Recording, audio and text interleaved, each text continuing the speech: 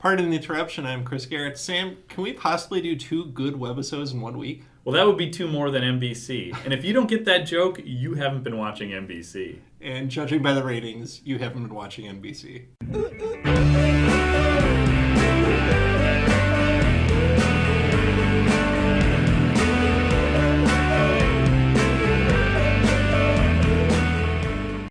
Welcome to PTI, boys and girls. I'm Sam Mulberry. Chris, this week we had our annual CWC summer meetings preparing for face-to-face CWC in this coming fall. And that sort of led us to reflect, how does this online course affect what students might see in face-to-face CWC? Yeah, which, online CWC students, this is partly to give you some insight into how the two interact, and partly, to recognize you're helping us teach the face-to-face course better. I guess the things I talked about were, I don't know if you've enjoyed writing so much in this course. I've actually enjoyed that because that's something we're supposed to be doing in the class, and I feel like we've actually started to develop writing skills. And I think as part of that, I think we get to know our students in some ways better. Now, in some ways, we don't know you at all, and that's the irredeemable problem of online, is we don't get to know you face to face. But in other ways, we're able to, I think, to ask some questions, devote some time to, what is your opinion? How do you interact with something? What appealed to you is a question we ask a lot. And we usually don't have time to do that in face-to-face. And I think it made us think of how do we bring that into the fall, spring courses more. I also think, as we've been putting the museums together and we've been sort of populating those museums with artifacts and readings especially, some of that stuff I think it allows us to cover some topics we can't cover in face-to-face CWC because we just don't have the time for that breadth of content.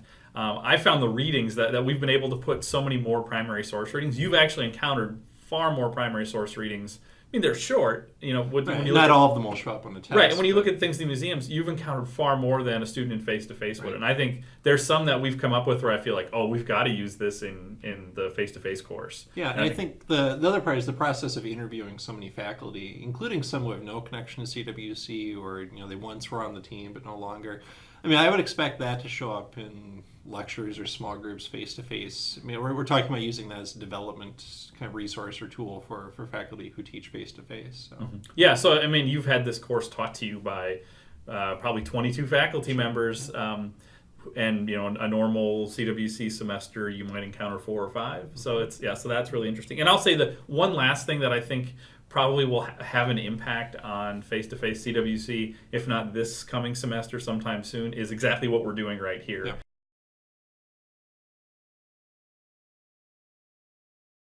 I really enjoyed the webisodes in terms of a way to talk about the exam, to do some of this kind of.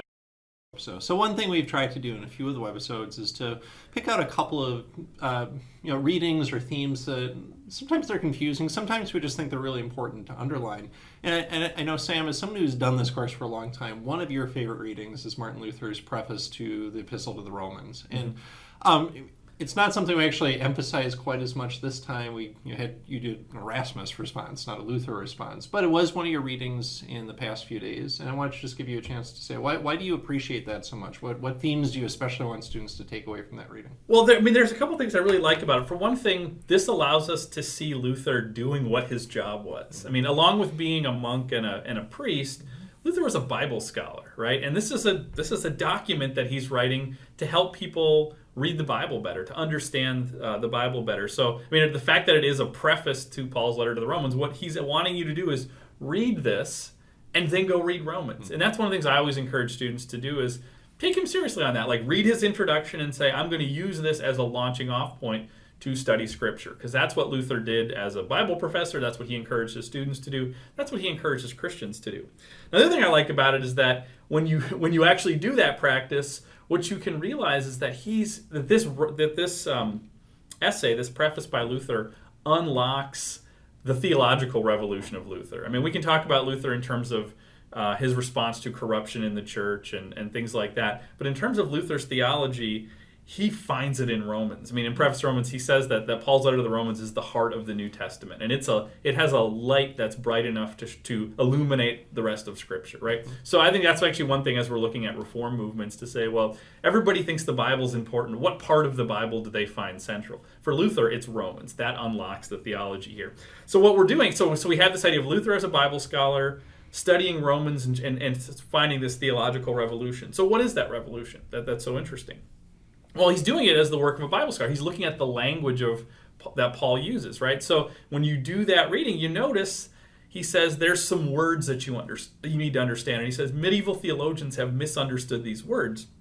So what we need to do is we need to go back and reinterpret this. Think about, and he lays out those words. Those words are things like law, sin, faith, grace, righteousness, right? So what Luther's doing is redefining those. So here's how I encourage students to read this: is go through and kind of make a chart, list all of those words, and then say, how does Luther seem to imply that medieval theologians are defining those terms? And then how is Luther redefining them? So for example, when Luther talks about grace, right, he says that the medieval theologians think about grace as something that comes to you in parts. And if you go back to the Medieval Museum, we talk about how grace comes through the sacraments. And you take the sacraments, and the more you take communion, the more grace you receive. And then you can get grace in other ways. You go on pilgrimages to see relics, and you get more grace. Right? Grace is something that you can have more or less of. For Luther, grace is like an on-off switch. Either you have it or you don't. He says, we need to think about grace as something that comes to you whole, all at once. You can't have more or less. He says that's a change from the way medievals think about it. Faith, another example. He says faith for medievals is I believe, right? And we think about faith that way a lot. I have faith in this. But if you think about that statement, I believe, who's the active character in the phrase I believe? I am, right? And Luther's saying faith is God's work in us. So this grace that saves us comes to us through faith. But faith is not something we do, it's something God does. Right? So what I find interesting about this reading is you can read this and then go read Romans and read it twice. So make that chart. Read it once with those medieval definitions and say, how would I understand the theology of Paul? Then read it with Luther's definitions. And you'll see Romans becomes an entirely different book. That's the revolution of Luther's theology. And I love this reading because it unlocks it. Last reason why I love it is this is the reading that John Wesley, who's the founder of the Methodists, one of my sort of Christian heroes. We're talking about Cloud of Witnesses. Wesley, we'll come to him pretty soon. Yeah, Wesley finds himself there. But he has his pietistic conversion experience by sitting with a group of people and somebody reading this piece of this piece from Luther out loud, and he hears it and he has this sort of certainty that he never had before. And I always find, this past January we went on a trip to Europe, and one of the places we went was the spot where Wesley has this conversion. And I love this idea of sort of walking in the footsteps of history. We can't always go to Europe though, but I can read this reading and say these are the words he was hearing when he had his conversion, and that's really powerful to me.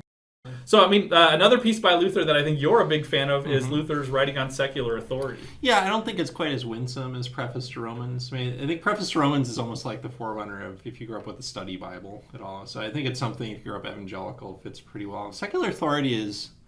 it's got its kind of catchphrases. He has some really vivid images, like the wolf being led into the fold of sheep and just tearing out there. It's really grotesque if you were to film this or something. But it's thinking through political theology, which isn't always something you want to spend a lot of time. What I like about it is that if I were to have one more theological distinctive to the Lutheran tradition beyond what we've already talked about, it would be paradox. The sense that the Christian is the servant of all but perfectly free at the same time. There are a lot of paradoxes in Luther's thought, and this is one of them. How do Christians relate to the culture, and specifically to the government, to anything that has violent power or coercion? I think there are a couple of easy ways, relatively not easy, straightforward, simple to explain ways. One is we have nothing to do with it. The Anabaptist response. This does not have to do with discipleship. In fact, it tempts us away from discipleship. We reject all of this. We don't wield the sword. We're not in government. We don't seek political power. We have nothing to do with it. That's for the wicked. The other is the Christendom response. Which say, we seize this opportunity. We use this to make a Christian society so that Christianity isn't just something that happens in worship services or in private Bible study, but Christianity is in the economy, it's in the legal system, it's on crusade. And that makes sense, and that's easy. And I think, the Christian nation idea that some American evangelicals have kind of runs along those lines as well. Luther is saying neither of those works. What you've got are these two kingdoms for two different groups of people for two different purposes. For those who are in what Augustine would think of as the city of God, those who love God, you've got the kingdom of God. That's what governs them. And it's according to the gospel, it's through the Holy Spirit, and it makes you more pious. It proclaims the gospel to those who haven't heard it quite yet. And to some extent, this is what the church does. And then you've got this secular government for the people who do not truly love God, which for Luther is a pretty healthy number of the population, even because you can't just say, I believe, and it makes you a Christian. You need this gift of faith, and most people don't have it. And they can't actually follow the law with their hearts. They can only do it because there's a reward or a punishment for it. And so to restrain the wicked, we might need this government, and both come from God. But number one, they do different things. And so I think it's a good reminder to those Christians who would think, well, maybe we should just take power and make a more Christian society. Luther completely rejects that. There is no way you can make a society more Christian through power any more than you can save yourself by doing good works. I think this actually fits pretty well with his soteriology, his theology of salvation. And so those of us who might lament that our legal system isn't Christian enough, or our politicians aren't Christian enough, or we've lost the Judeo-Christian heritage, Luther would say, you never had it. I mean, that has nothing to do with the heart of Christianity, and you're misunderstanding what politics does and what God has set up this kingdom so-called to do. But to the Anabaptists, he would say, you don't need political power, and you can't make people Christian with the sword, but it's not a bad thing to protect the innocent. It's not a bad thing to have, to be safe from invasion and from murder. I mean, it's okay. And there are wicked people in the world who are going to kill you, and maybe not everyone is called to suffer as a result of that. And so maybe you might have a gift that makes you a good political leader, or makes you a good, wise judge who can make difficult decisions, or maybe you're a good soldier, or even, he says, an executioner. And maybe it's okay then for Christians, not for their own glory or for their own thirst for power or something, but for the benefit of their neighbor, to serve in those capacities. So, I think it's a very subtle reading, actually. It doesn't lend itself to an easy solution, and it's going to change with situation, it's going to change by person, by giftedness. And so the two kingdoms theology, to me, makes kind of existential sense, even though it's a lot less neat and tidy than some of the other kind of Christian and culture responses. But it's one that, as someone who's not actually a Lutheran, but is sympathetic to Lutheran theology, that's, as much as anything, something I resonate. So as we get to sort of wrapping up the Reformation and kind of moving forward from there, we actually titled the last film that you saw, Worse Than the Disease, and this comes from Erasmus, right, saying that with Luther, the cure for the corruption that he saw was maybe worse than the disease itself, right? So as you reflect on the Reformation, is the cure worse than the disease? I want to kind of push back against my instincts. My instincts are just, I love Erasmus. It's probably no mistake that Erasmus ends up being such a central figure in a film that we're editing. But I want to push back to the extent that, number one, the Reformation probably did need to happen. I guess I've come to believe that the corruption really was that deep, that there needed to be something more than just a tidying up of what already was there, and that Erasmus probably did not see that sufficiently. That doesn't mean the way Luther did it was right, or that Calvin did it was right, but I think that's important. Number two, I lament the violence of it.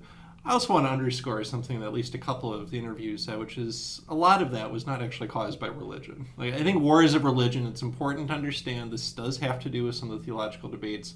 The 30 Years' War is fundamentally not about the sacrament of the Eucharist or something. It's fundamentally about power politics, and it's about the emergence of royal dynasties in the modern nation state. Right. These were things that were bubbling up and were probably going to happen. Yeah, their roots go back just like the Reformation roots, the late Middle Ages and the collapse of that habitation. And it's part of this, what we're about to talk about in the next film, what is going to replace that? And unfortunately, that results in the loss of a lot of life, which is kind of what you expect in this kind of homelessness period. So I hesitate to lay too much blame for all that violence at the feet of someone like Martin Luther, while acknowledging he does tell the lords of Germany to smite, slay, and stab peasants, and he does call for horrific measures against the Jews. And so, I feel like that is not intrinsically related to the purpose of the Reformation, and that reflects the deep flaws of Luther, but Luther would expect that. Luther would not say that he is a perfect person, and Reformations are not run by perfect people, and they don't happen perfectly. And I struggle with the idea of sort of the counterfactual history, which is to say, well, if it had just gone this other way, this is how it would have played out. Well, we don't know that that's how it would have played out, and B, I think what you're pointing to is there's stuff that was going to happen, right? I mean, we talk about, one of my favorite things to talk about with students is someone like Jan Hus, right? Who is a reformer in the ways Luther's a reformer, right? Really pushing at the edges of things, saying, why is this the way it is? And he has the sort of unfortunate, piece of history where he's born before the printing press. So that's still in the days of you kill the heretic, you kill the heresy, right? Luther just happens to have, among a couple other things, that technological advantage, right? So like Luther wasn't a solitary voice. This was there were movements, to move in this direction in one way, shape, or form, and then all the politics bubbling up, all those kind of things. At the same time, I think especially in a place like Bethel, which is predominantly a Protestant institution by many, many degrees, there's a part of me that looks at someone like Ignatius Loyola or Erasmus and says, but what about unity, right? What about this idea of the body of Christ being one? And now we're looking at this in 2013, right? And we're saying, well, there actually isn't this grand divide between Catholics and Protestants. I mean, that there is some degree of reconciliation, probably starting in the 1960s. But that means there's almost 500 years of just strict, deep division. That the body of Christ, for basically a quarter of the time Christianity's existed, has had this major rift in it. And that's not even to talk about East-West rifts in Christianity, right? So I think, to that degree, I'm very sympathetic to that argument. And then there's also the idea that, yes, the church divides in the 16th century, but it also creates a tradition of division where we're now, how many denominations do we have just in Minnesota? How many Christian denominations do we have? How many do we have in the United States? That it just keeps dividing and dividing and dividing. And there's a real sort of loss and tragedy in that. Yeah, I do lament that. I think a lot of it is unnecessary. I've been through enough schisms and I've seen enough denominations fall apart to know that there's needlessness and there is unnecessary cost there. I also don't want to romanticize like there really was one church. Hopefully one theme you've taken away is to the very early church itself, there was no one church. I think Ruben Rivera, you probably heard this from. Like, Christianity does not emerge in a vacuum. It's in these social and cultural and political and economic contexts. And you've got theological division imbricated with all of that. And so the church has never been one in whole. And I think the East-West split is something we don't talk a lot about. That happens 500 years before Luther, and that's a major split because most Christians live to the east of that divide. Which I think raises an interesting question: like, is a unified church, is that the anomaly? This idea that we have this we're all together in this. The fact. So maybe the amazing thing is the fact that existed, or at least to any degree. Yeah, that existed to any degree. That's actually, I had never thought about it that way. Yeah. That's a really interesting way to think about it. Yeah. I do think there is a sense of maybe spiritual unity that we maybe short sell. And I think the other part is we shouldn't imagine that these differences are insignificant, and we should also not imagine that we can just exist in this vacuum. I think to some extent we need to own. I do have preferences. That shouldn't be the overriding concern, but there are reasons these things form, and if nothing else, we should be part of embodied communities. And ideally, these would have some kind of unity. They probably won't, though. Humans do not form perfect relationships, and you've got things like distance and other things separating us. Whether we're calling them denominations or just churches down the street that don't relate to each other very well, or factions within churches that don't relate. Unity is both the ideal, it's scriptural, it is what I imagine will stand out to me about heaven, will be, this is what unity is supposed to feel like. It also is not something we're going to achieve here. Mm-hmm. And so I don't want to hold up some false ideal as the standard by which to judge everything that's happening. Just very briefly, we'll talk more about... Well, actually, no, this is the last webisode before the second exam. Sam, we've already given a lot of exam advice. The last webisode, we talked about time management. Any final thoughts going into Unit 2 exam? This is probably reiterating some stuff, but think about that last exam. Think about what went well in that last exam, and make sure that those things that went well, that you do those things again. And think about what you did to make that go well. Because very often, as I think about students moving in any course from exam 1 to exam 2, if exam 1 goes well, you think, well, that went well because I'm good at this. Well, it went well because you put a lot of work into it, usually, right? So, and then look at what are the areas that didn't go well and say, what could I do to improve that? And, I really think a lot of this, again, is organization. So before you click to start that exam, think about, do I have my notes with me? Do I have them organized? Can I quickly be able to pull the information I need to put together a strong essay? Another thing I would say is go back and read the comments. If you haven't read the comments that we posted, I know we put a lot of time into really not just sort of giving you a grade, but trying to explain this is the things that you need to do to improve on this. Especially looking at the essay. I know we put in time to sort of say, here's what this essay is missing. Here's what you would need. Here's a way to think about this. So that would be my biggest piece of advice. Okay, for our second segment, we're going to do something a little bit different. Number one, we're standing, which I know is very odd, but we do this a lot as professors. We know how to do it. Instead of doing heads on sticks, we're going to play a different game called Food Chain, in which we rank figures by their historical significance. And so think about the significance questions we often ask you on the museum worksheet. Why is someone significant in the history of Christianity and or Western culture?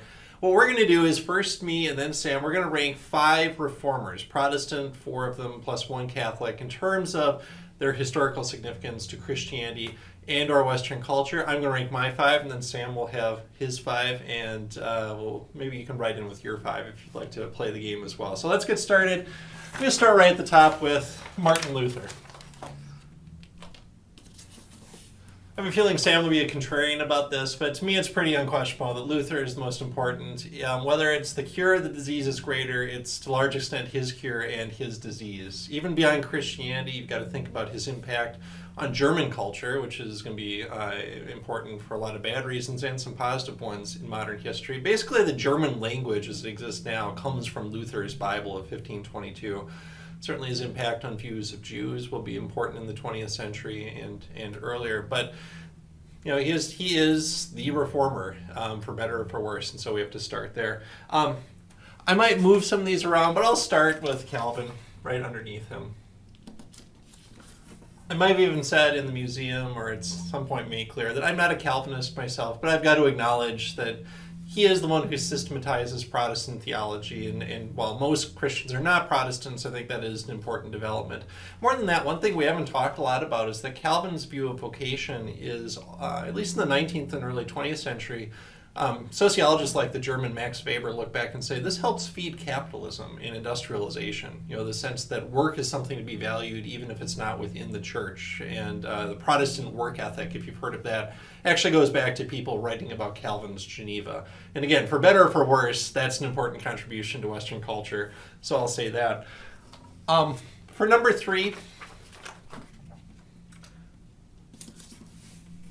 given my admiration for the Jesuits and what they accomplish, and the fact that most Christians do remain Catholic, I have a feeling I'm probably shorting Ignatius Loyola here. But I'll say Ignatius Loyola goes number 3. He and Calvin actually have a lot in common. Number 1, they both go to the University of Paris, but they both have this kind of activist response. What's really important is for Christians to be actively engaged with the world. And they both have a dim view of monasticism as this thing you just kind of do in a cloister that's very quiet. They both want to be out there transforming culture. And they do it in very different ways. They have very different views of the church and the Reformation. But to me, they're kind of 2A and 2B.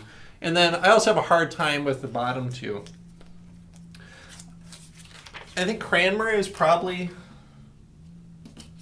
of these, maybe the easiest to kind of say, well, he's not really a creative theologian. I'm not sure there's a certain doctrine that he advances. He seems very closely tied to politics, and so it's easy to diminish, I think, his contributions. If nothing else, he writes the Book of Common Prayer. And I think it's very important to understand how significant this has been for shaping the English language, which, again, for better or for worse, is the lingua franca of the modern age. I would say the 3 most important sources for the English language as it develops over time are William Shakespeare, the King James Bible, and the Book of Common Prayer. And Cranmer, therefore, helps to shape the English language. And Anglicanism becomes a really important tradition far beyond the Church of England, the Episcopal Church, in places like Africa, Latin America, and especially Africa and Asia especially. And if he is the father of Anglicanism, I think I have to recognize him. And then I'll put Menno Simons at the bottom. Partly because there just are not that many Mennonites. And I think it's important not to overstate what the contribution of the Anabaptist is. I think it's an important prophetic voice, and Sam is probably going to develop that further. But if I've got to choose, much as I admire Menno Simons and think it is an important tradition, to me that's number 5 out of these 5. Sam, what's your food chain? All right. Well, as I look at your list, it's a pretty solid list that we have here. But as I look at the top of my list, because in college I also read Max Weber's Protestant Ethic in the Spirit of Capitalism, I'm going to put John Calvin up at the top, and not just for the Protestant work ethic and his idea of vocation, but Calvin really sets the table theologically for the Reformation. I mean, the fact that his tradition is called the Reformed tradition, right? That he takes the work that someone like Luther started, and he pushes it forward, right? He takes that idea of priesthood of all believers, and he says, how does this apply to the way we think about church government? Even, right? So to me, Calvin is essential for taking the Reformation beyond those initial Reformation issues about church corruption and about sort of the basics of salvation and grace and creating a full-blown Protestant theology. So I'm going to put Calvin as number 1 on that list.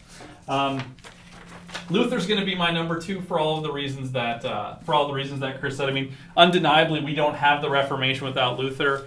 Although, as we talked about in our first segment, I mean, there's a degree to which Martin Luther is somebody who's in the right place at the right time in terms of thinking about the Reformation. He has some of those advantages. I mean, Jan Hus's name doesn't appear on this list because of some of that. So I think Luther's really important there. Number 3, I'm going to put Menno. And yes, there are very few Anabaptists, but I think about, especially in terms of American Christianity, what I see in the Anabaptist movement, whether we're talking about Mennonites, whether we're talking about Amish, is a prophetic voice that really puts its money where its mouth is, right? That really says, this is more than stuff that we believe. This is how we act, right? These are the decisions that we make. And sometimes those are hard decisions, and it makes the life that we live a bit more difficult. You know, I think about that idea of, you know, that we are Christians by the way we live, by the way we love one another. And to me, I look at the Anabaptist movement, and they really are trying to maintain that. So I think Menno, as our sort of representative of that, I want to keep him high up on the list in terms of maintaining some of those elements of Christianity as we move into a complex modern world. Number 4 on my list, I'm going to put Ignatius Loyola. The Jesuit movement is an enormous movement in terms of thinking about Catholic education, in terms of thinking about missionary work. The first missionaries to leave the Western world, when we get post-Middle Ages, are going to be Jesuits, right? They're going to come to the New World. They're going to go to China. They're going to go to India. They're going to go to Africa. So they bring the gospel to places it had never been. And so I think Loyola is really significant about that. And then at the bottom, I mean, ironically, Thomas Cranmer is one of my favorite characters in CWC. He's sort of famous for being kind of a waffler. Yeah, he really thinks the king's important and that the king has power and he wants to do what the king wants to do, or what the king says he should do. At the same time, Cranmer is deeply Protestant and he's really conflicted by that. I'm really interested in characters that are conflicted. I'd like to see a movie about Thomas Cranmer in terms of thinking about his significance relative to some of these other folks. I'm going to put Cranmer at the bottom of this list. Chris, response?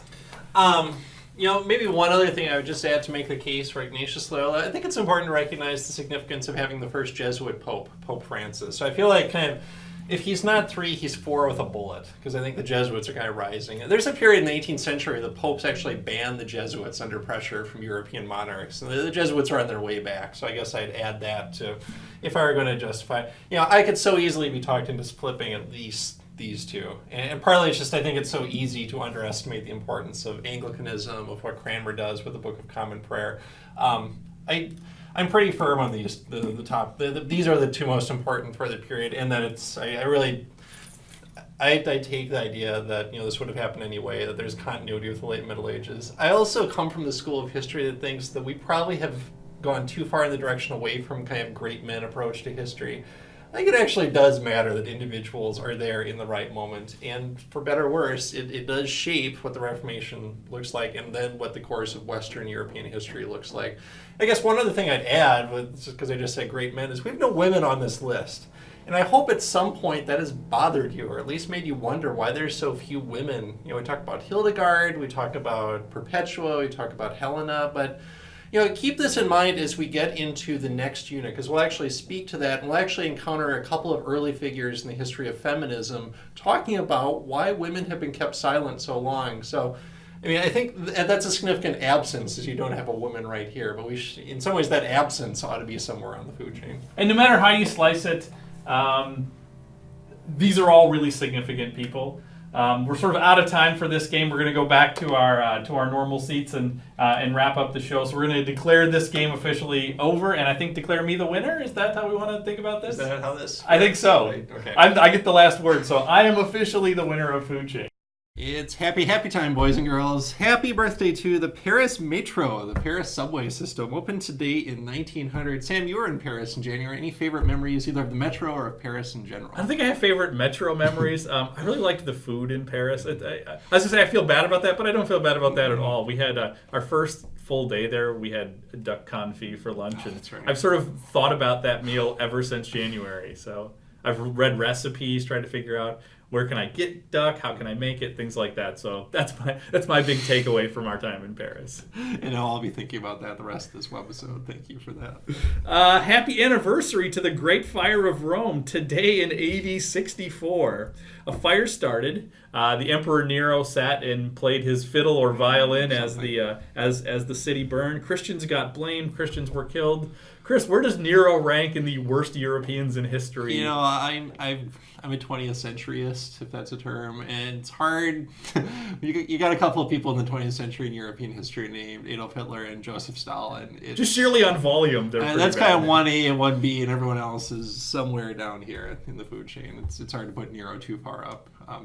I'm sure he was a lousy person to know. I don't want to slide. It was a real nut job. He was crazy, right? Okay. All right. But even compared to Roman emperors, you got Caligula. Nero he can hold his own. Okay. Yeah, if we had a bracket together, he would be some kind of one. We should have a bracket. Crazy Roman Emperor bracket. Okay. There we go. And finally, happy trail is to Lady Jane Grey, replaced by her cousin Mary I this day in 1553 after only 9 days on the throne of the Kingdom of England. Sam, favorite Helena Bonham Carter role? This is a really obscure reference. In like 9th or 10th grade, we watched Lady Jane, which is the movie with, I think that was actually Helena Bonham Carter's first role. She played this kind of obscure character in the English Reformation. I'm actually glad you asked. Oh. I've been thinking about this and sort of more broadly. Helena Bonham Carter is married to Tim Burton, right? I believe. Married might not be the right sure. word. Well, they're together. Yeah, they're together. Okay, and she's sort of known as Tim Burton is for like being weird and weird roles and things like that, right? I love actors and actresses like that when they play very normal roles. I'm going to say The King's Speech is my favorite Helena Bonham Carter role. That is the correct answer. In the same way, my favorite Johnny Depp role, Finding Neverland. Yes. I actually read a really interesting essay you might have read because it was on Grantland about Johnny Depp. And that they actually singled that movie. That it was the one movie in his recent his work where he did not cloak himself in weirdness and costume eyeliner. And makeup. He actually let himself just be exposed. Well, I feel better. I haven't read that, but I've been saying that to people to say that's my Johnny Depp role is Finding Neverland. It's a great movie if you haven't seen it, about the guy who wrote Peter Pan. Yep. John Barry, I think his name is. Yeah, John Barry. Yeah. I think John Barry wrote James Bond themes, actually. Okay. Yeah. There we go. Maybe it's John M. Barry. I don't know. We'll have to look that up. Okay. I'm sure it's on Wikipedia or something. Chris, let's go to the big finish. Anything you want to say to students? I think we've given you plenty of exam advice, and it's just beating a dead horse at this point. If you do have questions, email us over the weekend. But pay attention to the advice we've given. Kind of trust the work you've done, and have a good test on Monday. All right. We'll be back next week for just one webisode next week. Is that right? I forget how this goes. We have 2 more left. I forget how they fall. Right. But you can check only your 2 left. schedule. We're getting down to the wire, folks. Yeah, we're getting into August. All right. Good night, Sweden.